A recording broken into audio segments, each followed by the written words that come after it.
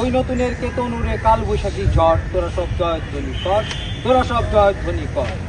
আসছে এবার অনাগত প্রলয় নেশার নিত্য পাগল, সিন্ধু পারের সিংহদ্বারে ধমক এনে ভাঙল আগল।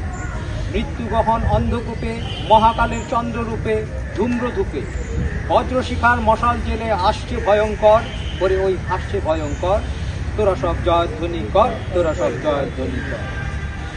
আমাদের যে জাতীয় কবি, বিদ্রোহী কবি কাজী নজরুল ইসলাম, উনি চেতনার কবি, উনি অন্যায়ের প্রতিবাদের কবি।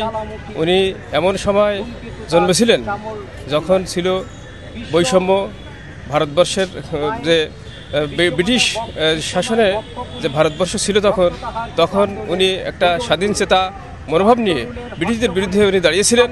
উনি ব্রিটিশদের সেনাবাহিনীতে উনি যোগ দিয়েও উনি কিছুদিন পরে উনি চাকরি ছেড়ে দিয়ে উনি বিদ্রোহী কবিতা রচনা করেছিলেন। এবং উনি যে সকল প্রকার বৈষম্য, অনাচার এবং সামাজিক অবক্ষয়ের বিরুদ্ধে উনি দাঁড়িয়েছিলেন। 100 বছর আগের যে প্রেক্ষাপট, সেই প্রেক্ষাপটই বর্তমানে একই কথা বলে। আমাদের যে বর্তমান যে দেশে যে বৈষম্য চলছে, যে অনিয়ম চলছে, অনাচার চলছে, অবক্ষয় চলছে, এর বিরুদ্ধে কাজী নজরুল ইসলামেরকে ধারণ করা আমাদের দরকার।